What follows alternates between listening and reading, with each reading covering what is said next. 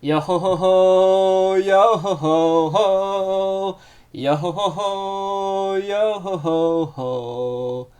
Being so sick and I'm sorry, what a cringe, right? But I can't help it because this episode finally became animated. The moment that many people, especially myself, manga readers, have been waiting for a long, long time. And I am so happy to see this animated. And dude, that ending song, what a perfect way to use that song and the title of that song too, you know? I'll tell you guys what it is eventually, you know? But let's get this started first, okay?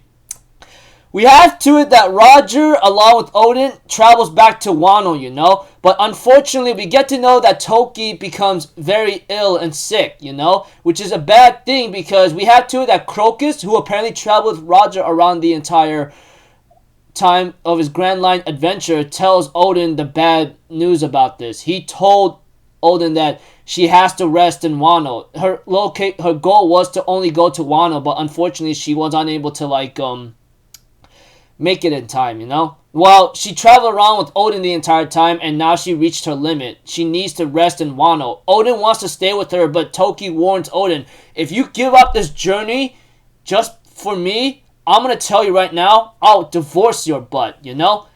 And we have to it that Odin reluctantly decides to go to Wano, and later on, we have to it that Kinemon and the rest of the 9 Scabbers ends up saying, hey man, we're so happy you're here. We got some bad news for you. Unfortunately, Odin had to go again. He decided to look at the road poneglyph that was left behind on Wano and leaves right away. Which is really sad, honestly, because Odin knows the moment he turns around, he can't leave because he knows something bad is happening.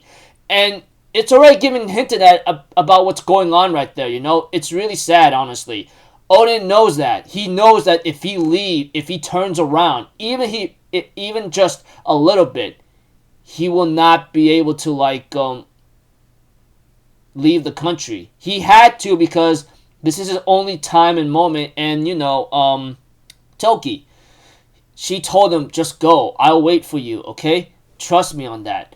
And we have to it that the 9 Red Scabbards are crying and they are mad at Odin, you know? But whatever the case may be, we have to it that Roger and Odin finally goes to Zou, and I mean the elephant Zou, and they end up hearing these voices, and they found the road poneglyph after talking to the Duke of the Zou Kingdom, thanks to Inugarashi and Nekomamushi's letter, you know? And the Duke is happy that those two are safe. But now they look at the red poneglyph and they finally start their journey. Unfortunately, Buggy. Oh man, this is so bad because Buggy just came down with the fever. He literally came down with the sickness and he wants to go, but Redhead Shank's like, no man, you gotta stay behind and rest up. This really sucks, honestly. This really, really sucks, but there's no other option. And we have to it that Shanks tells Roger and the others, we will go our separate ways. I will reach the last island eventually on my own ship, you know? And we have to it that they make their farewell for now as Shanks stays behind to tend to Buggy. There was a scene with Pedro. Oh my gosh. If you guys remember about Pedro, especially what happened with him, he wanted to travel with Roger, but Roger tells him, listen, Pedro, everybody's time will show itself. Until then, you are to help me. And what he meant by that is that someone else will come and take my place, you know? And that time will be your time to shine, you know? Etc. It was really sad. Like I said, it was so sad and emotional because we all know what happened to Pedro. And I really hated that reference or Easter egg back to Whole Cake Island because we all know what happened to Pedro right there, man. It freaking hurt and it still hurts.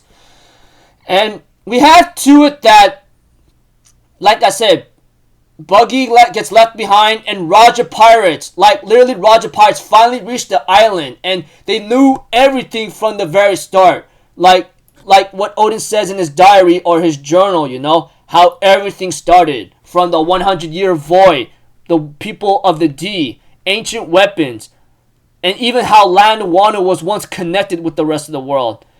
with the extraordinary treasure that sat before our eyes, they laughed. Everybody laughed, dude. It was just emotional at the same time because the song that was played at the end was so freaking good. It's called Memories. If you want to know what it is, it's literally called Memories. You know, One Piece Memories 17 years later. That is what it's called. I literally had to go and listen to that song. I just had emotional mental tears coming down.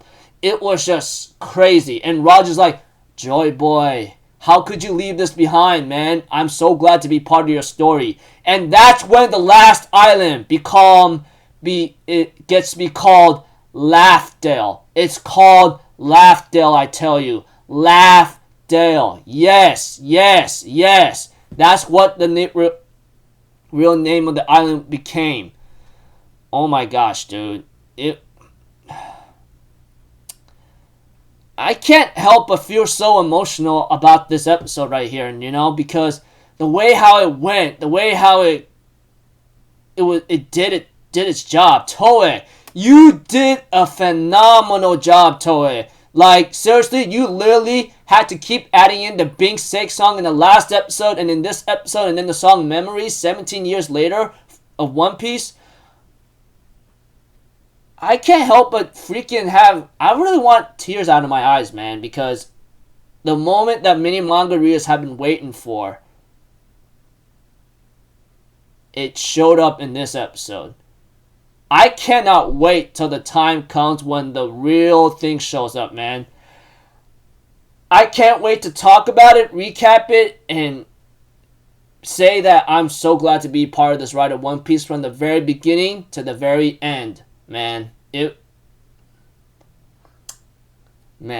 So, until then, people, I'll end my video here. I'm Alpha Zero. Have a good day, and I'll see you guys next time, alright?